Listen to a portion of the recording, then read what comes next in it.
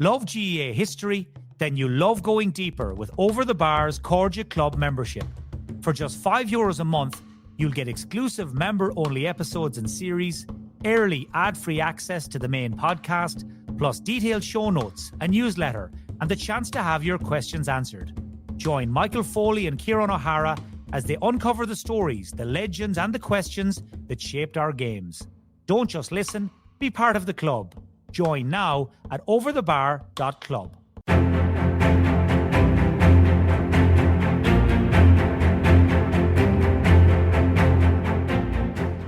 Since the dawn of the GAA in 1884, the telling of its stories have been just as important as the sports. Through the years, heroes and matches have been immortalised, inspiring generation after generation. But some of its most important stories have also gotten lost or turned into legend. And in this series, we will explore some of the GAA's most fascinating forgotten tales, separating rumour from reality and myth from the truth that is often more amazing than the fiction. I'm Michael Foley. And I'm Ciaran O'Hara. So join us for Over the Bar, exploring the histories of the GAA.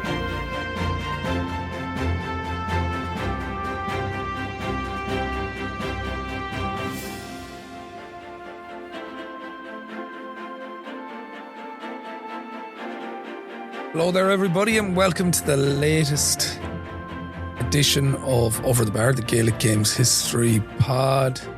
And we're feeling, if we were to use the Cool Runnings analogy, I'm feeling very Olympic today, because it's one of the big weeks. Yeah, this is great, isn't it? Like it's the nature of the condensed season now that it feels like these things come upon you so quickly, but when you're in an All-Ireland final week, I'm not over that yet. No, it's still too soon. No, it's mucking with my body clock. No, I'm quite comfortable with it. I adapted very quickly. I mean, the idea of having holidays in August is just magic. I have no issue whatsoever with the split season. Brilliant. Keep it going. But when you get to these points, when you get to the All-Ireland week, and I agree, it is very fast. Your head is spinning. I mean, we're only out of the football semi-finals and we're into an All-Ireland hurling final. That's hard to process. But when you are in that week, it is a special week. And the weekend that's coming is going to be fantastic. The build-up, Croke Park, Dublin itself is going to be just awash with Galway and Limerick people. People who have had a couple of All-Ireland finals behind them already. Actually, quite a few All-Ireland finals. When you think that Galway and Limerick, historically don't get to loads of them. They have met in a few. Yeah. But like the descendants of Cuchulainn are coming down upon the capital. You're getting very emotional. Time. You're getting very emotional about all this.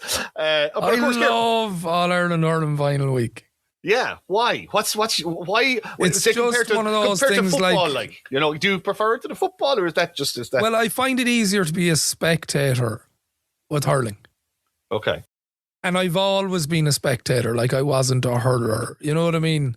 So it's a game, while I know it quite well tactically, the mystique hasn't been taken from it for me. Like, I watch football now and I literally, it's like breaking down a movie and the constituent parts. This is the low point and that's the high point and that's the inciting incident. Like, I watch football now and it's like they're losing on kickouts. They're not getting enough turnovers. Oh dear, I know the outcome.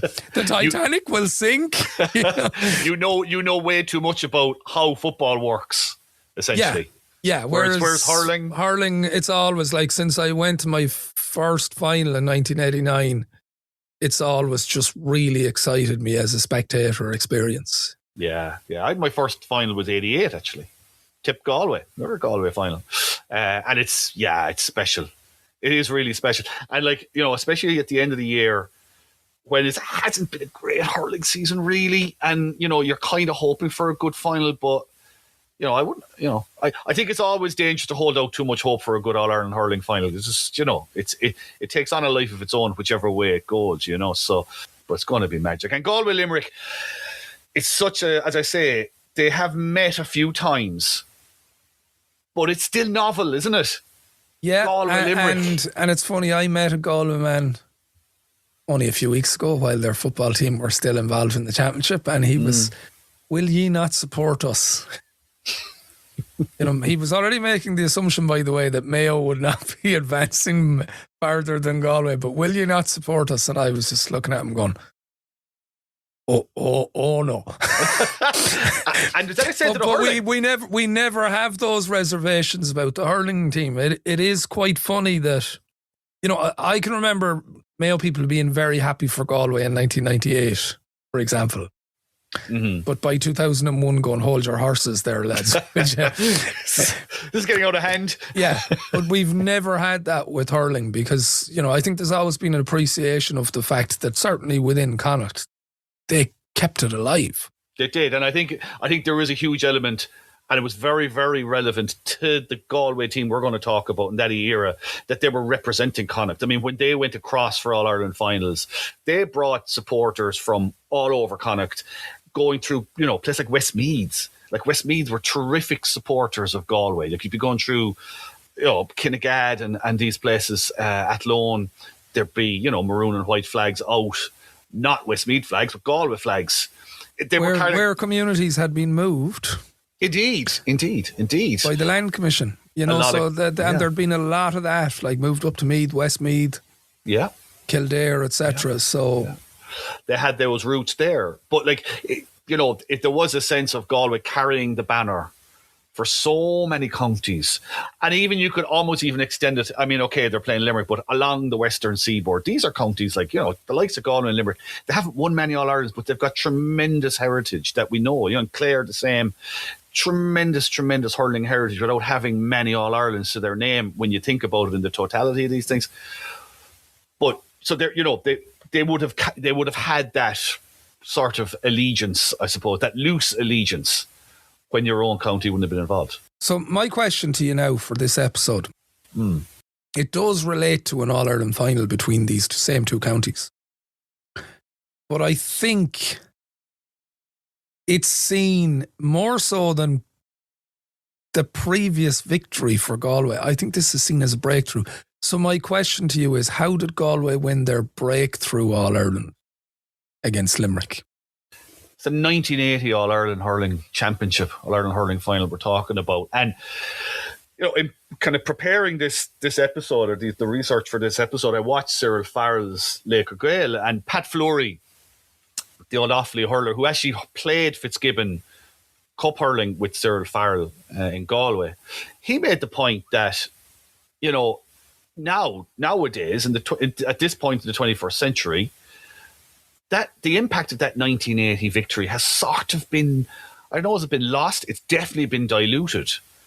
But when you go back, and the reason it's been diluted, of course, is because we've had so many breakthroughs since. You've had Offaly, you've had Clare in particular come to mind. You've had Wexford coming back winning an All-Ireland.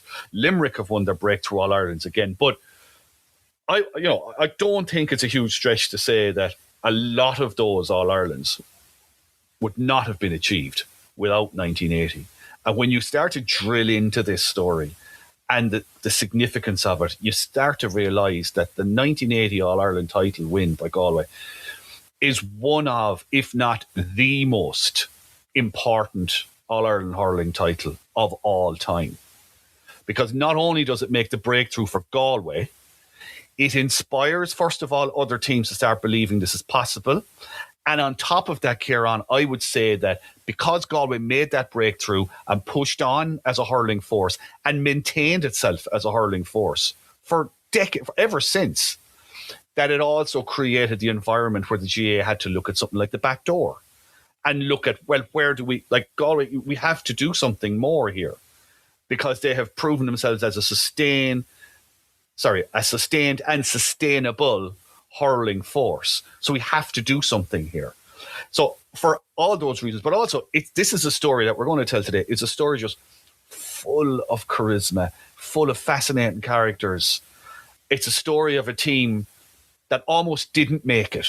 I mean, talk about a sliding doors moment. If Galway don't win this All-Ireland, I think hurling itself, the landscape, it's an entirely different thing to what we see now. Big words, Michael, big words. But I see where you're coming from because actually, I think one of the reasons we underestimate the scale of that victory is that they've been such a presence ever since. Yeah, they've sustained it. We see Galway as part of the hurling establishment as opposed to the vandals at the gate that they were at the time. So what's the background to this? Where did it come from? Like, were they always one of the powers but just not getting over the line? Certainly in this era, they were just not getting over the line. They were not one of the powers because they had not won an All-Ireland title since 1923, where, funnily enough, they beat Limerick. So it's 57 years by 1980 before they've won, since they've won an All-Ireland title. Like, I think we'll just bring this straight to the 1979 All-Ireland hurling final. I think that's where we start. And in terms of where you ask where they were coming from, well, by 1979, they had won 2 All-Ireland under-21 hurling titles, 1972 and 78. So they had a base of players. They had won the National League title in 1975, which had provoked such an outpouring of emotion. I mean, when they were coming back west again, I mean, people were out on the roads in tears as the bus went by at the notion that Galway would win a league. That year, they beat Cork. We spoke about this actually in a recent bite-size episode, actually, before the Cork-Galway All-Ireland semi-final this year, just saying how the underdog has done so well often in the Cork-Galway story. And, 1975, Galway win an All-Ireland hurling semi-final against the Head. They lose to Cork in 1977, but they beat them again in 1979. They are the team that stopped Cork's drive for 4 in a row. Major results. Major results. So by 1979, they're in an All-Ireland final. They obviously got to one in 75 against Kilkenny, which they lost. They're back in against Kilkenny in 79. The circumstances this time, they're hoping that they've brought everything up a level because things have changed a little bit. So, for example, 1977, Babs Keating, recently retired from service with Tipperary, was brought in as a coach. He was there in 77 when they lost to Cork. He left again in 78 to be a selector with Tip, but he's brought back again in 79. And when he comes back this time, he has 5 selectors, but he makes one of perhaps the most significant appointments in the history of hurling. He brings in Cyril Farrell as coach, trainer. Cyril Farrell at this point in 1979, he's 29. Whoa. Yeah. You don't have that sense of Cyril, king of the wristy hurlers, having been 29 when he was involved with Galway. No, and I mean, as a hurler, his is an incredible story in itself. But, as a hurler, he had won a county title with Tommy Larkins, his local club. He's from Woodford originally. Won a county senior title in the early 70s.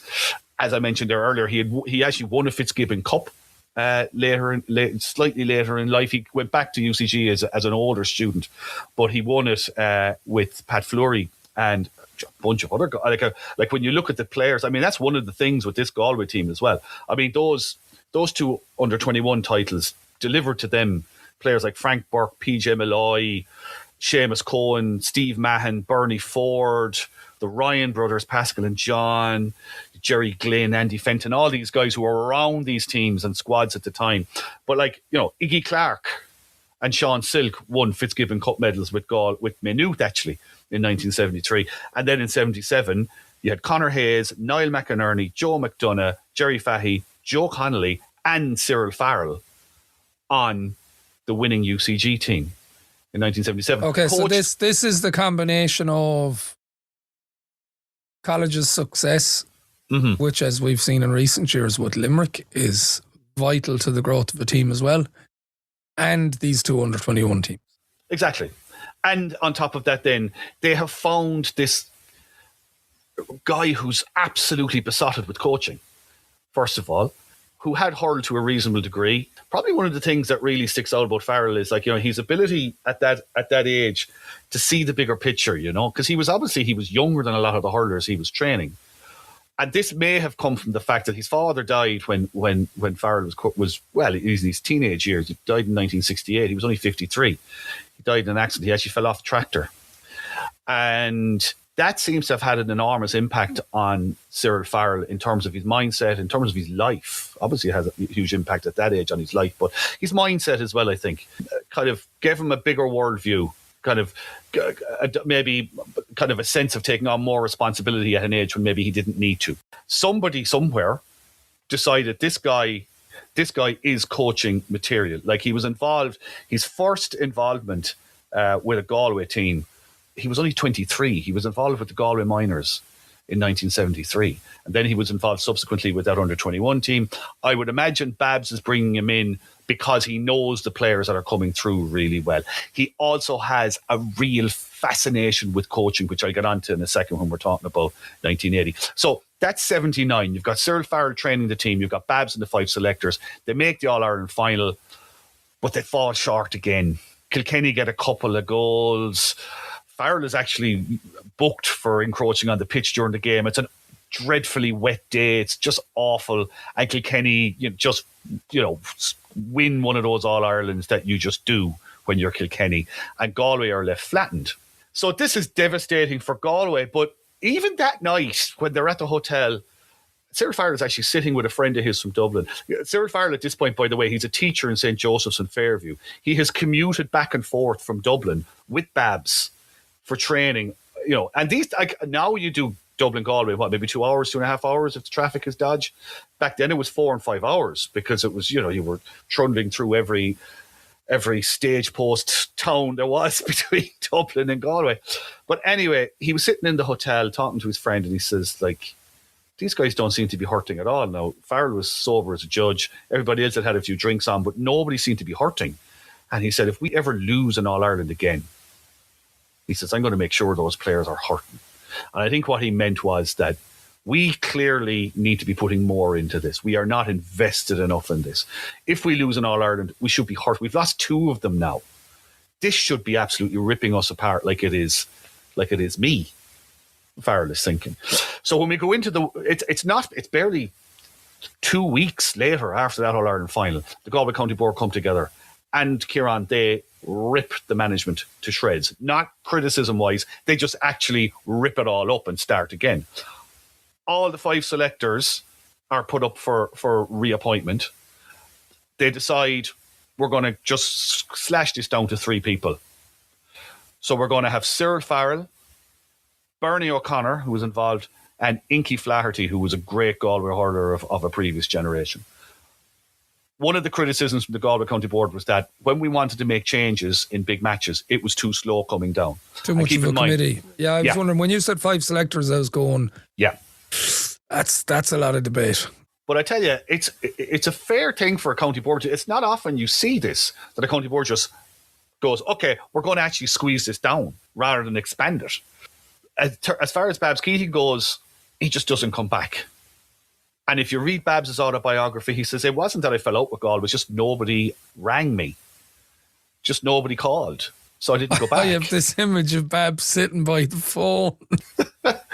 Knowing Babs, I doubt if he was. I doubt very much if he was. I doubt if he was. Babs was probably back playing for Tip at football or something.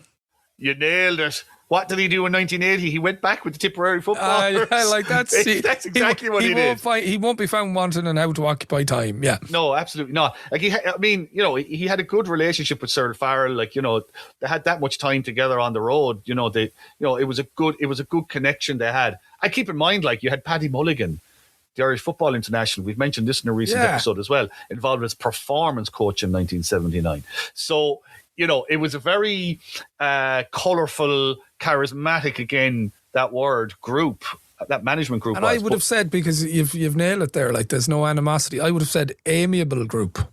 Absolutely. That's definitely the sense you get. But you also get the sense that Cyril Farrell has decided, if I'm going to do this, it's going to be my way. And he actually says this years later. He had a conversation somewhere along the way with Mick O'Dwyer, who said exactly those words to me. He said, if you're going to manage a team on your own, at least have the satisfaction of doing it your way. And I think that's what he wants to do in 1980. And he's given that leeway now with 2 selectors and himself. And now he has a say in how the team is picked, not just how they're prepared. And how they're going to be prepared for 1980 is going to rip up everything that they thought was hard before. Because in 1979, they thought they were flying. But Farrell is going to take it to a whole other level now. as I say, he was a man who was fascinated with the machinations of coaching, with how you get players fit, how the game could also be reimagined for Galway's needs. So, for example, the All Blacks were this may well have been 1978, as a matter of fact, the year that they lost to Munster, but the All Blacks were touring Ireland and they spent some time training in Galway City at Corinthians. And Cyril went down to watch them and was allowed to stay and actually observe what they were doing. And what fascinated him was that it wasn't all full-on pell-mell tackle the bejesus out of each other. It was all about space. And he was asking the coaches, what are you doing here? Because there doesn't seem to be an awful lot of contact. And they were, no, we're just about exploring space. We're inviting the contact, but we're letting the ball go as the opponent comes to tackle us. I mean, so this was fascinating to him, using rather than going through people and using your physicality, use the space around you, try and create room on the pitch to let your hurling do more of the talking. And maybe, things like for example, he would have had drills and sessions where the hurlers would have just been dropped down and they just practiced hand passing moves. Again, draw when the man in, let the ball go. Down, I had a vision of like the goon in ice hockey. Drop the hurleys. Yeah, just up. No, this is all very considered. And, so he was bringing that sort of imagination to the thing, I suppose. In terms of the training, it just got brutal. A lot of long distance running. A lot of bench training. Ciaran, I was asking you before we did this podcast, what was bench training? And you were able to explain it in pretty gory terms. Well, there's nothing gory about it. It's actually... It's almost sore, though. It's tiring. It's almost primitive now. It's using those benches you used to see in gym halls, for upper body strength and leg strength and spring and flexibility. And, now all that stuff would literally be done by an S&C coach and would be far more technical. This is just rudimentary. Yeah, so he would have half the squad doing that bench work and the other half would be playing like a 7-a-side or a 5-a-side soccer game to loosen out, and then they'd swap around. So, there was all sorts of bits and pieces going on.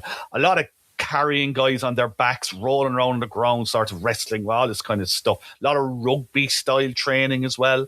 So the other big thing you had to do as well was get buy-in, because, okay, they knew him from 79, but they also knew him as, one of Fitzgibbon, but he's not. Show us your medals. When did you ever wear the maroon jersey? I mean, Babs had the likes of John Connolly, the great John Connolly, all-star on the very first all-star team in 1971, calling him, saying, why did you abandon us, Babs? And Babs having to explain the situation and so on. The very first night in Athenry training, PJ Malloy, one of their great forwards, kind of stood up and, the way Cyril Farrell describes it, kind of grabbed Farrell by the lapels and lifted him up, or kind of said, what are you going to do? Do you think we're going to win an All-Ireland? Do you think that we can win an All-Ireland? And Farrell said, well, if you do what I tell you to do and go the whole hog with me, you'll win an All-Ireland. And that was the end of meeting number one, Love GEA history? Then you love going deeper with Over the Bar's Cordia Club membership. For just €5 a month, you'll get exclusive member-only episodes and series, early ad-free access to the main podcast, plus detailed show notes, a newsletter, and the chance to have your questions answered. Join Michael Foley and Ciaran O'Hara as they uncover the stories, the legends, and the questions that shaped our games. Don't just listen, be part of the club. Join now at overthebar.club. So they absolutely drove them like dogs. Basically tried to run all the defeats and the superstitions and all the old blather about why Galway couldn't win an All-Ireland out of them. There was a famous at the time, it's a bit like the Biddy Early curse or the Mayo curse, this idea that a group of Galway hurlers were at Mass one morning sometime, I guess in the 1920s, and they left early to go to a match, and the priest was appalled at this behaviour, so he cursed them, essentially, that they wouldn't win an All-Ireland again or whatever. And of course, this, you'd think this is ridiculous, right? But this actually leaned on a few of the players very heavily. For example, Father Iggy Clark, who was a curate in Loughrea at the time, he was very conscious of this curse and the fact that the Catholic Church had been involved in it, and he just wanted Galway to win it and just remove that stain. Then you had other guys, Joe Connolly, for example, was asked about it, this particular summer, and he said, describing the curse, he said, the excrement of a certain farm animal that wears a ring on his nose, that's only for the fairies, he said. So that was Joe Connolly's view. So, that's top captain work. And that's poetry. It really is. Long before the poetic speech that he's about to give in a few months' time. I'm telling you now, he didn't just turn around and say, that's bull, SH1T. No, sir. He made us think about it and showed us his vocabulary. He certainly did. Very impressive. Top captaincy work there from Joe Connolly. So, when Paddy Mulligan wasn't there anymore, but Farrell sort of created what you'd call like a kind of a little sports psych team, I suppose, because through the physical work, through the way he would talk to them as well. You also had Dr. Mary McInerney, who was the team doctor, wife of Niall McInerney, who was on the team. She appears to have been a tremendous influence on them, because just in very quiet ways, having conversations with guys. She described it years later that she noticed that their social skills needed improving. They were quite, they needed opening up as people almost, they needed that encouragement to come out of themselves a wee bit. And if she came across anyone who had nerves, she kind of, she talked to them in a way that what she described it as was anxiety management. So she was trying to bring them out of themselves, give them the idea that, okay, we've lost matches, but we're going to learn from these things. The hard knocks are going to see us well in the long run. They're not going to drag us down like they did for so many Galway teams. The other thing about Galway teams, you asked about the background into 1980, was inconsistency. One great performance followed by a fall flat in your face moment. Let's take these defeats now and coalesce them into something, coalesce them, I suppose, into a platform for us to actually go and do the thing that we really want to do. But how difficult is it to be consistent? So what's the situation at the time? They're no longer in the Munster Hurling Championship. Are they literally just playing like the All-Ireland B champions, London, and then thrown into an All-Ireland semi-final? Or how does this work? How can you be consistent if you have to rise?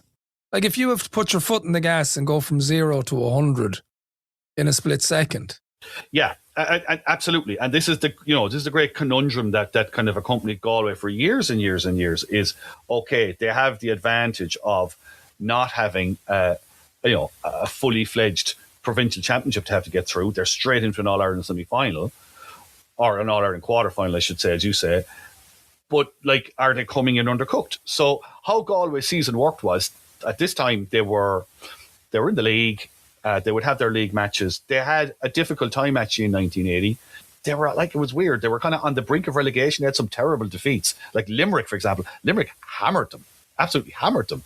And, you have Cyril Farrell in the early part of the year going, these players just don't believe in themselves enough. They need to have more confidence in their own ability and so on. So you kind of had that element of it. But then, so they actually reach a league semi-final in the end of it all, though, even though, there are doubts about them. He also says, by the way, that they're under no circumstances will they be relegated. We will stay up. And they actually make a league semi-final, which they lose to Cork by a goal. But you're correct. Then they don't have a provincial championship. Their next match is in July against Kildare in the All-Ireland quarter-final. And then they have a semi-final and then the final. But the hurling championship is weird at this time. So, for example, Limerick, who are also in the All-Ireland final, they have the same number of games. They beat Clare, they beat Cork in the Munster final. There's no All-Ireland semi-final for them, and they're into an All-Ireland final. So they've only had 2 games in the summer as well, albeit against maybe a higher level of opposition. But, Offaly were no slouches in 1980. So, it was a very condensed hurling championship. So, yes, there was that issue around Galway and what do we do with them. But they weren't necessarily losing out in terms of the amount of match practice game time they had compared to Limerick in this case. Some of the big things that happened, though, that spring that gave them, real momentum, even in their own head. So Castlegar win an All-Ireland club hurling title with 7 Connolly brothers, Ciaran, 4 of which will be on the Galway panel. 3 of them will kill you, but 7. 7, you're in trouble. You've got 4 of them on the Galway panel, 3 starters by the summer. Joe, captain, John, the all-time great, who's now playing full forward, Michael Connolly, who's full forward, and Pádraig Connolly is brought in during the summer onto the squad as well. He was a fullback. On top of that, Connacht essentially Galway plus one Mayo player, win the Railway Cup for the first time since 1947. And Bernie O'Connor, the selector, points out that there are some players on that Galway team, having won a league title in 1975, now have 2 out of the 3 available national medals. So, even in that way, they're just building them up a little bit. It's another little brick of confidence, And was it the Galway management team that was over the Connacht team? It certainly was. And there was question marks over why are you taking this so seriously? Why are you really putting out your best team for this when, you got league matches and all this? Sarah Farrell is like, we haven't won anything. The hunger is enormous. The lack of a win, is huge for us. We need these victories. We need it for our own selves. So that's massive for them, that Railway Cup. The other thing about Farrell as well that feeds into this particular year is his own outlook on Galway and the West and how it is considered. In his mind, whether it's true or not, he sees the Galway hurlers as being seen as something of a warm-up act for the championship that's actually going on. They're a kind of a stepping stone. That's how the GAA sees them. That's how the hurling establishment sees them. They don't take them that seriously. He looks at, the entire They're supposed to provide All-Ireland semi-finalists, basically. Correct. He sees the entire Western Seaboard as a place where, it's been drained economically, socially by immigration. It's not being treated correctly, properly, developed in the right way by the powers that be. That people from Galway and the West, that if they're really good at something, they're almost embarrassed about it. It's almost that inferiority complex is all consuming. He sees this, and when he's in college, he's hurling with guys from Cork, Tip, Kilkenny, and he sees that familiar old thing. They're no better than us. The only thing that's different is the mentality. They expect to win.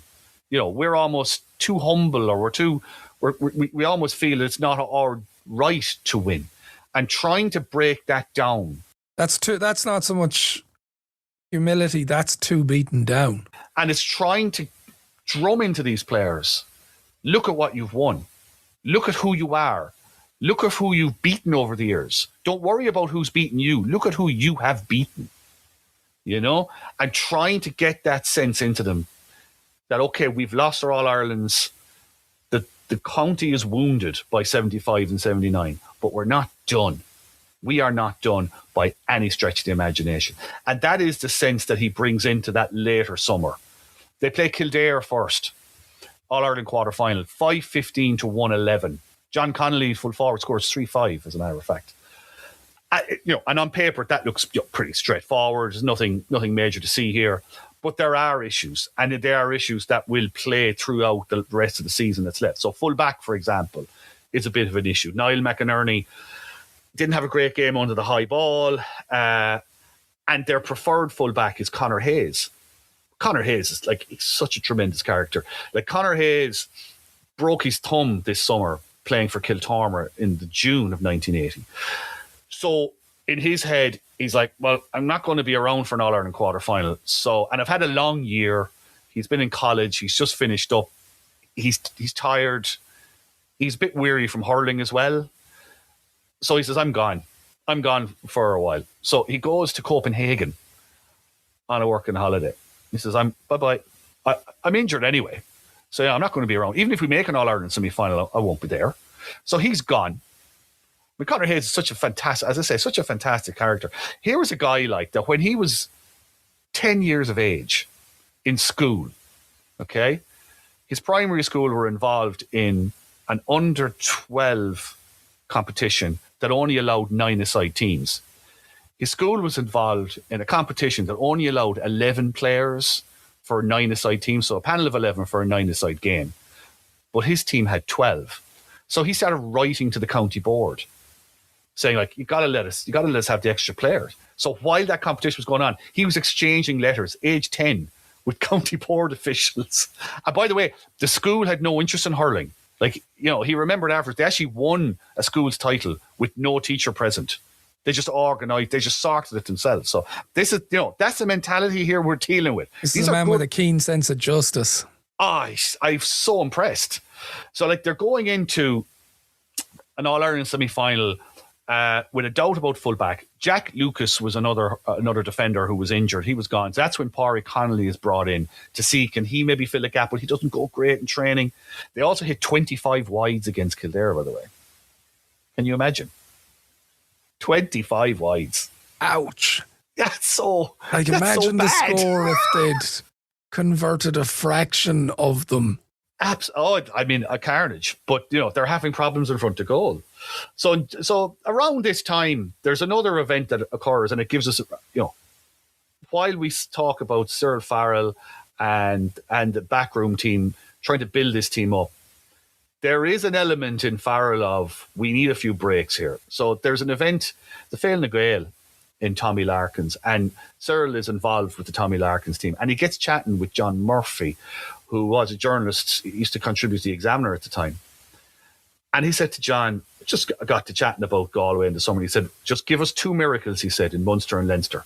And he said, you can put your shirt on us to take the All-Ireland title. And the 2 miracles he's talking about is that Cork are beaten in the Munster final and that Kilkenny are beaten by Offaly The in the Leinster teams that final. have been their stumbling block prior to that. He's worried, first of all, about playing Cork because they beat them in 79, and he thinks Cork will come out roaring after Galway in 1980.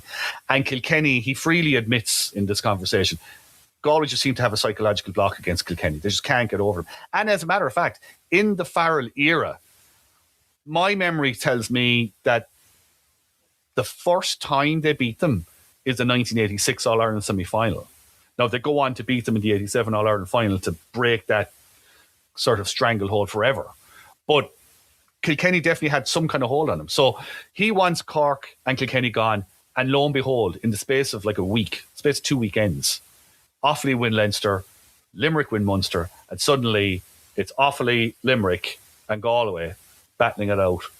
Now, we talk about how revolutionary Galway's win is, but can you imagine as a kind of mini episode within that drama, those 3 teams being the last 3 standing in the hurling championship and the shot in the arm it must have given it?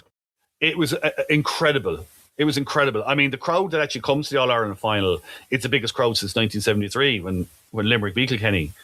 It's huge. And I mean, the energy Offaly bring to the All-Ireland semi-final, I mean, it's a smallish crowd in Croke Park. It's still, it's kind of like the grubby, dowdy kind of Hill 16, on an overcast yeah, but if we day. go back to our Offaly mini-series, they were building and they were to learn from that experience. Oh, absolutely. Now, this semi-final is incredibly tough. It's a good game of hurling, but it's really, really tough. And one of the incidents that has a profound effect on Galway, it happens with their wing back that I mentioned already, Father Iggy Clark. Now, Iggy Clark, it's hard really to explain now what sort of, I suppose, role Iggy Clark played in a way, or what status he had.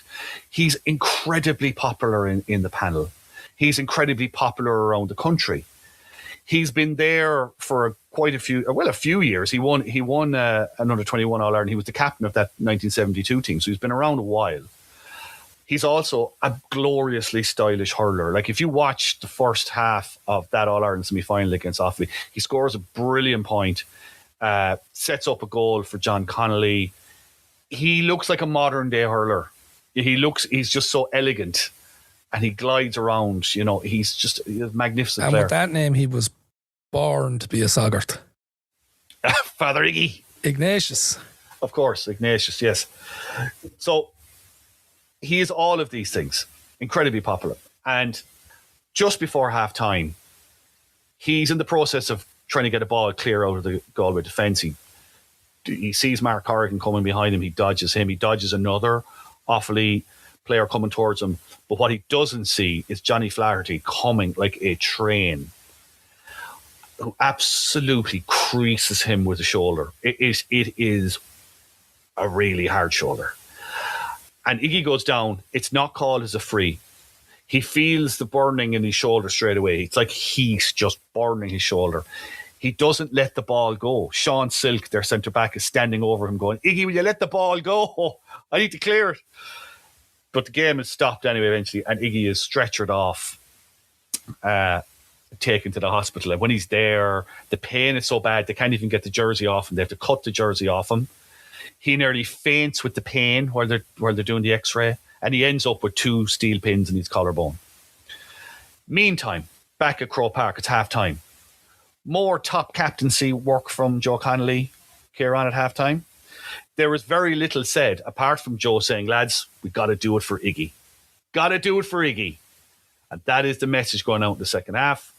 And they hit 2-3 in the space of a couple of minutes in the second half. John Connolly and Noel Lane get the goals. And they hang on. But they only hang on. Like, they're kept scoreless, like, for about the last 13 minutes. Like, they're 4-9 to 1-9 ahead going into that last 13 minutes. They only win 4-9 to 3-10. And by the way, the referee plays nearly a minute short of the full 70 minutes. He blows it up after 69 minutes and 8 seconds. So there is a little bit of controversy about that. Yeah, maybe his watch is a little fast. Yeah, maybe just a tad. On top of that, Michael Keneally in goals has taken a really heavy hit in the first half, possibly concussed, and certainly the way he drops the ball from Mark Corrigan into the net coming in towards the final stages suggests that there's something going on. But he's like, so Galway win it. They're back in an All-Ireland final. They hit 18 more wides in that game, by the way. And they missed 4 goal chances in the first 40 the minutes. optimist in you would be saying, we're creating a lot of chances, lads. Yeah, we're Limerick. We're just shooting. Our shots are huge. We're getting huge shots off. And if we're shooting this much, we're going to get the scores, which is basically what's happening. But now they have the big leap to make. It's Limerick in the final. Padraig Horan comes into them at the end of the Offaly game, the Offaly captain. He comes into the dressing room and he tells them, he says, Galway hurling over the years has deserved more than what you've been getting. Now, I think that's I know that a backhanded kind of compliment, kind of going, you should be doing better than you are. But he also says, I'm in Limerick. He's living in Limerick. And he says, they're a bit cocky down there at the moment. But if you go in hard and keep at it, I think you'll beat them. That's where we are. Love GEA history? Then you love going deeper with Over the Bar's Cordia Club membership. For just €5 a month, you'll get exclusive member-only episodes and series, early ad-free access to the main podcast, plus detailed show notes, a newsletter, and the chance to have your questions answered.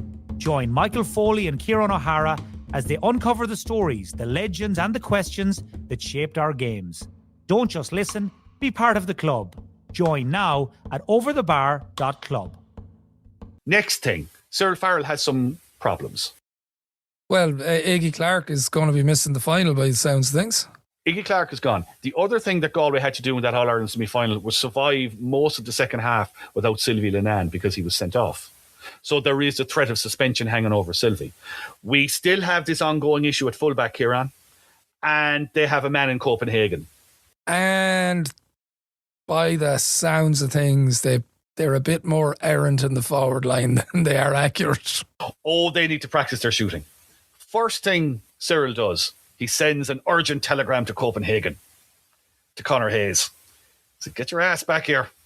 Put that frying pan full of bacon down. We need you back here. So he duly returns with his thumb fully healed. No problems there. So he's back. So that gives them an option. But it's an insight into the detail that's now going into their preparation when you start to drill into what they did with the team. So, for example, Limerick's full forward line is a celebrated line. You have Ollie O'Connor, who's a magnificent corner forward. You have Joe McKenna at full forward. You have Eamon Cregan, age 34 now, still ripping it up in the corner. As I said, Galway have issues at full back. And actually, as a matter of fact, bringing Conor Hayes back doesn't necessarily fix these issues, because when Galway did play Limerick in the league, as I mentioned, they took a right beating. Joe McKenna scored a hat-trick off Conor Hayes. So it's not, they're not going to be bringing Conor back to mark Joe. So they have to kind of fiddle things around a bit. Conor Hayes is brought back for Eamon Cregan. And Niall McInerney is trusted to deal with McKenna and given very specific instructions to stay goal side of him, stop him bursting through. And as part of that operation, Frank Burke, who would normally be at centre forward, is switched to 10 to mark the Limerick wing back Sean Foley, one of McKenna's key supply lines for possession. So if we can shut Foley down, if we can get Niall McInerney climbing all over McKenna, if we can get Conor Hayes dealing with Cregan, we've got a real chance. So the plan is set. They move Seamus Cohen, who had been a cornerback, out to midfield in a kind of a shuffle around to cover Iggy Clark. Sylvie Linan survives suspension. So I suppose the effective change is Conor Hayes comes in for Iggy Clark, really, for the final, and they kind of jiggle it around from there. The weekend. Well, the week itself actually in Galway has been really low key because they've been burned in 79 and 75. People are really, they're not dyeing the sheep maroon and white. They're not kind of causing complete mayhem around the place. The flags are kind of out, but they're not. It's actually quite low key. And again, the experience of playing those two All-Ireland finals is now aiding Galway. And I think the fact that Limerick are in the final, I mean, John Connolly says, we're just as good as Limerick. There's nothing to fear in Limerick, So they're going into in that mindset. They come up on the Saturday. They stay in the Ashling Hotel, which is just near Houston Station there. The only thing about it is that, compared to now, this is a very, very different era. So they get there, and the place, first of all, is thronged with Galway supporters. There's Limerick supporters there. There's a wedding on. So Joe Connolly. Who did the recce for this one? I don't think there was much recce done, to be honest. I think they just took whatever they could get because they had to stay in a different hotel on the Sunday night. They were over in the Clarence on the Sunday night across the quay. So, there may have been an issue around getting rooms. But anyway, once they get there, it's been a slightly traumatic spin as well, because when they're coming up, they pass a crash just outside the Hitching Post pub, which I think is near Lucan. Yeah, the Hitching Post is between kind of Maynooth and Leak Slip. Well, at that point, outside the Hitching Post, there had been a crash involving a car and a van. 2 people were killed. A Galway supporter and a Mayo man were killed. There was 3 of them in the van. They were on their way to a motocross event in Dublin, but they actually found a ticket for the All-Ireland final in the pocket of the Galway man who was killed. Oh. So the team passed this as they were going to Dublin that evening. So they get there. Joe Connolly and Niall McInerney peel off and they head for Nafiana GA Club up on Moby Road to practice freeze. Sean Silk and Conor Hayes head off to the flicks. They're off to the movies. A couple of the players hang around the lobby. One or two of them might have had a pint. But by 1:30 in the morning, they're all in bed. But Cyril Farrell and Bernie O'Connor are below in the bar trying to just quieten the place down. Like there's a sing-song going on. And the Galway team are upstairs. Wandering into the wedding revellers going, could you please? For God's sake. Do you we not know you're happy, but can you start tomorrow? Just calm the hell down. At 4 a.m, Sean Silk is woken from his slumber, by some kind of commotion outside his bedroom door. So he opens the bedroom door. The first thing he finds, by the way, is his gear bag that he had forgotten to bring in whenever he landed. And who's there but a group of Limerick supporters holding his gear bag, kind of going, we think this is yours. And they were all very good humoured about it. They weren't kind of doing Mexican supporters trying to wake the England team up at the World Cup kind of thing. They were actually very nice about it. And they had a bit of crack and a bit of banter at 4 a.m. And Sean Silk went to bed. And following morning, Father Iggy Clark says Mass. The team go for a puck around in the Phoenix Park. And they head on for Crow Park. They get in there. They actually go to the wrong dressing room. The steward comes in and goes, you're next door, lads. And Michael Canini, the goalkeeper, who is, by the way, utterly racked with nerves since the Offaly game because of the mistakes he made. He is terrified of making errors. And there has been stuff in the press. I mean, the year before, the Galway goalkeeper, Seamus Shinners, hadn't had a great game against Kilkenny, was not in the panel for 1980. And people were saying, why did they drop him so quickly when you got this guy in goal and he's making mistakes like this? So he's really feeling the pressure. And I mean, he would have dedicated so much of his time to this thing. He used to go to training an hour before with PJ Malloy to practice shots. And they'd used to take their lunch breaks in Athenry. They were living and working close to each other. They used to go to the field in Athenry to train. So, PJ Malloy is actually almost acting as a kind of a a counsellor to Keneally to just keep him calm and go, you'll be fine for the final, you'll be fine. But now they're sitting in this dressing room being told to move, and Keneally is going, but this is my lucky corner where I am here. And Cyril Farrell just glares at him and going, what are you talking about, lucky corner? You never won an All-Ireland here. Get up, your arse up, come on, we're out. So went next door to the dressing room, ran onto the field before the All-Ireland final. More sort of, another little bit of chaos occurs. They're running out onto the field. Noel Lane is accidentally struck in the eye by another Galway player, just as they're running out of the tunnel onto the pitch. And Mary McInerney has to stitch him up on the sideline before the game even starts. So it's all a bit mad. This is all sounding very Keystone Cops now. It is. And if you've lost a few All-Irelands, you're kind of going, oh, God, no, Is this going to be another one of these days where something ridiculous happens? Like if it wasn't for bad luck, we'd have no luck. Yeah, it feels like that. But this is the moment like where Galway need to take hold of their destiny. And they do. In the first 10 minutes, they get 2 goals and 1 point ahead. It's 2-1 to no score. They're 7 up. Bernie Ford and PJ Malloy score a couple of goals. Michael Keneally has the match of his life in goals. Like, makes saves that turn the game. He's man of the match. There's nothing to concentrate the mind like a hanging, is It's really not. There's not like, he's focused. Conor Hayes, terrific game on Eamon Cregan, makes a crucial interception late on when Cregan tries to play Joe McKenna through with a pass. Niall McInerney himself wins his battle against Joe McKenna. It's kind of funny actually because Niall McInerney is originally from Clare, and of course Joe McKenna is originally from Offaly. They're playing an All-Ireland final on each other for Galway and Limerick, but there we go.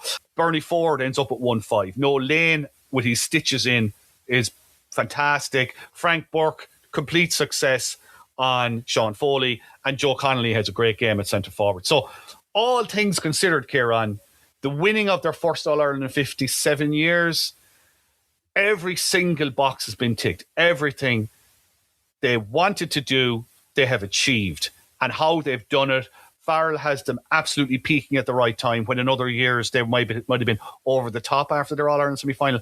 Everything has been done to a perfect T for 1980. It's magic. And I mean, the outpouring on the final whistle, the crowd invasion, there is something different about this one, Ciaran, to anyone we've seen before. I think where most GA fans of our vintage will be familiar with 2 things that followed that All-Ireland final. One is the speech by Joe Connolly in the most perfect Connemara Gaeilge, and the other is later president of the GAA, Joe McDonough, singing The West's Awake. And when you were talking earlier on about Cyril Farrell's feeling that they were downtrodden or that there was something missing, the 2 things that tended in the past to show that were sometimes people feeling a little shame about being fluent in the language, and sometimes because it was always that to hell or to Connacht thing, not feeling pride, as much pride in place perhaps as others did in other parts of the country. And those 2 things, I mean, I've sat in the aftermath of an All-Ireland hurling final with Galway people and sang The West's Awake with them since. That in so much as the win was a legacy to everyone in hurling, the legacy to the people of Connacht was a confidence. 100%. Absolutely nailed it. That through the medium of a speech, as you say, delivered in perfect Irish, through the medium of a song sung, they realise that these things that have previously been depicted as weaknesses or flaws upon ourselves, these are badges of our identity. These are strengths. This is what makes us who we are. This is what makes us strong. And that is the real power behind the Connolly speech. Because, I watched it back again, and when you translate it from Irish and you just read what he's saying, There is nothing in it that you do not hear in any All-Ireland final speech. Like, he starts by saying after 57 years, the All-Ireland title is back in Galway. Huge honour to collect the trophy. He pays tribute to the management. He pays tribute to Jack Lucas and Iggy Clark. And I would say, Ciaran, this is the moment where the speech goes somewhere, because there is a tremendous call from the crowd for Iggy. Iggy. And they want to see him raise the cup. And Iggy looks, I have to say, he's in his priest's garb with the collar out. So he's just got the black shirt kind of, he looks so debonair. And of course, the collarbone is banjack, so he can only lift the cup up with one hand. But the guttural roar that comes when Iggy Clark lifts that trophy, it's incredible. So then he, Joe continues and he says, it's a great day for Galway people. But he also says, remember the people in England, in America, agus ar fud na tíre, and they are crying this day, he said. Then he asks, and that is such a powerful moment. 3 cheers for Limerick, and then, of course, the famous people of Galway, we love you, impersonating what the Pope said when he was in Galway the previous year. But I suppose the thing, you've nailed it there. It's the power of the speech is the delivery. The Irish he can say things in Irish that sound so much more emotional than they do in English. He looks every inch the captain. Like, he was chosen as Galway captain before Castlegar won a county title or an All-Ireland. He's 24 years of age. He's standing there. He looks fantastic. He's a bit of blood on his collar. Everything. He is just the perfect captain at the perfect time, at the perfect moment for Galway. And he delivers not an incendiary, incredibly profound speech, but it's the delivery of the speech. And as you say, it's what it represents for the people of Galway and the people of the West. It's simply about the fact that it's the language. Yeah. From that speech, you mentioned it there, Joe McDonagh sings The West Awake. It's something that's maybe for people of a certain age, it's kind of tattooed into their memory, these moments. I would really, really urge people to go and find these and just watch them. The emotion that's there is just, it's incredible. It really is. I mean, even for me watching the speech, listening to the song, while McDonagh is singing, Connolly just closes his eyes and looks to the skies, and he just holds it there for a second. And it's just a profound moment. It's like the entire Galway nation just kind of closes their eyes and goes, we've done it. It's done. It is done. And now we can go into a new chapter, And in the dressing room, you have that mingling of the new chapter and the old. You have tears from long-standing administrators who thought they'd never see this day. John Tull Dunn was a great old Galway football man. He's the Galway football chairman, is there, and he says, the lady above has shone down on Galway today. But then you have Cyril Farrell on the other side of the dressing room going, our only secret in how we won was that we did the simple things well, which I cannot hear without thinking about the All Blacks and brilliant basics and the kind of stuff that he might have seen, on a grey, grim day in Corinthians watching New Zealand, that just got him thinking, we just need to do everything 5 to 10% better and believe in ourselves and back our skills and back our fitness. He says, in spite of what all that was said, we picked a team to win the game. We didn't do it to combat Limerick's strength. We've been worrying too long about what our opponents were doing. I think that captures it as well. This forward-looking Galway now. It's about us. It's not about you. We're the ones who are masters of our destiny, not curses, not other teams, the establishment. And, that is the context going forward now has changed completely.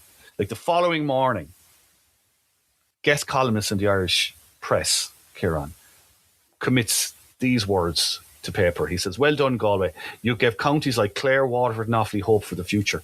Your victory yesterday may well be the forerunner to great things for the less traditional hurling counties.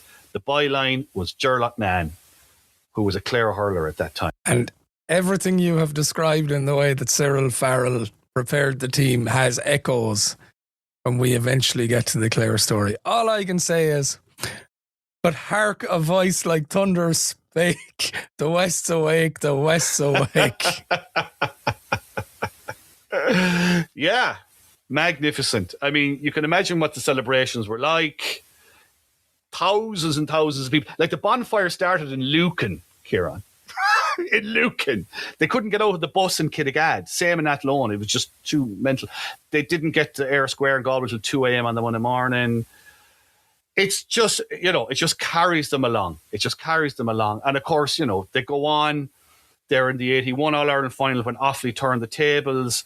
They get back in 85 and they lose to Offaly again. They lose to Cork 86, but they're not gone away. They win 87, 88, back in 90. As we said at the top, this is the legacy of 1980. For Galway, first of all, it makes them a sustained and sustainable force at the top table. But the impact on particularly Clare, I think. Clare come in 95, obviously, and win their breakthrough All-Ireland. And if you think about it, the same thing has happened with Clare. Okay, they haven't won a load of All-Irelands, but that's not the point. They have become an established power. There will be years where they go down, but there's never a year when they're completely out. Clare win minors and under-21s, just like Galway have done over the years. They've solidified themselves. And the inspiration for that All-Ireland, and many other breakthrough ones as well, go straight back to Galway. But it's still a rare and precious thing, Ciaran. When they won it in 2017, Joe Connolly was standing somewhere in the middle of the celebrations when David Burke, the Galway captain, came by. And he saw Burke and he grabbed him and gave him a hug. And he said, "Welcome to the club of All-Ireland winning Galway captains." He said, "There are only 3 of us alive."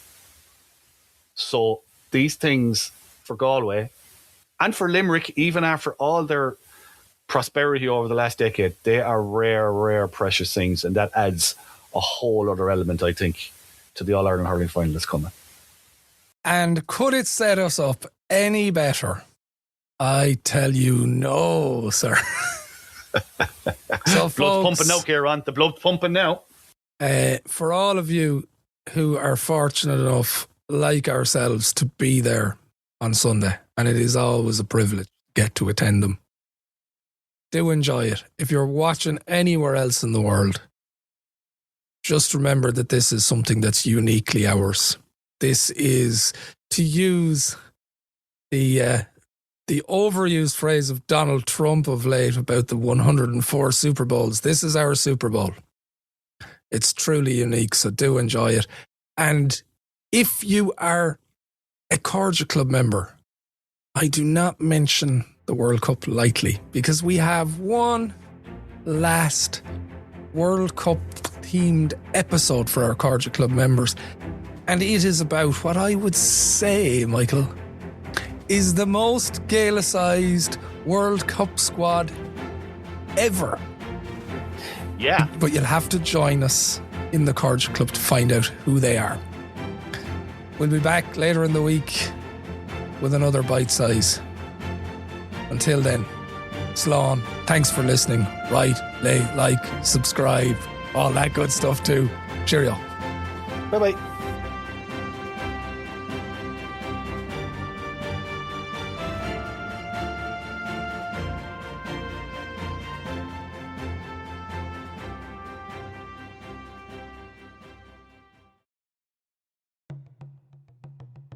Love GEA history?